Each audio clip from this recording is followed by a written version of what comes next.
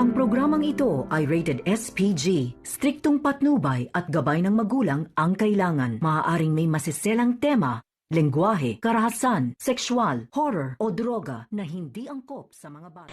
Tila walang kibulang itong si Aling Marites sa kanyang naririnig tungkol sa kanyang asawa na si Rigor. Ngunit may paghihinala na pala itong si Aling Marites.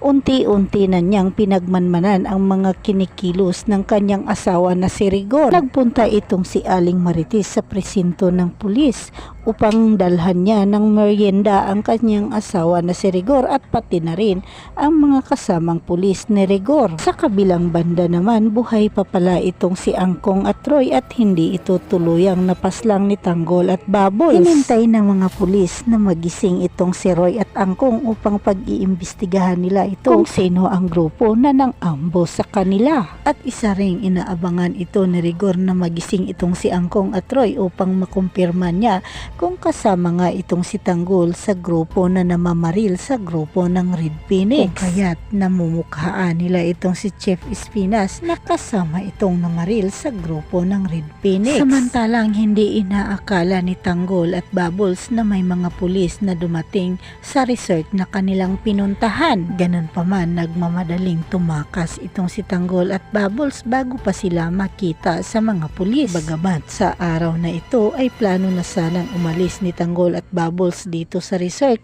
at babalik na sana sila sa kulungan. Ngayon ay dahil sa mga pulis na dumating sa resort na pinuntahan ni Tanggol at Bubbles, umalis nang walang paalam itong si Tanggol at Bubbles sa mag-asawang nagmamay-ari ng resort na kanilang pinuntahan. Samantalang dahil ilang araw na hindi pa nakabalik itong si Tanggol at Bubbles sa kulungan, tila hindi na makapaghintay itong si Chief Espinas. Galit na itong si Chief Espinas sa kahihintay ni Tanggol at Bubbles dahil sa nabalitaan ni Chief Espinas na hindi nagtatagumpay itong si Tanggol at Bubbles sa kanilang misyon na ubusin ang grupo ng Red Phoenix sapagkat napag-alaman ni Chief Espinas na buhay pa itong si Angkong at Roy. Wala ring kaalam-alam itong si Tanggol at Bubbles na hindi pa nila tuluyang napaslang itong si Angkong at Roy. Buong akala ng dalawa na nagtagumpay sila sa kanilang misyon. Hanggang dito na lang po muna tayo mga kaibigan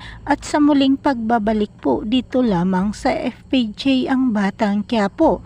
Huwag po sana ninyong kalimutan na i-like, share at paki-subscribe ng aking channel. Maraming salamat po sa inyong panunood.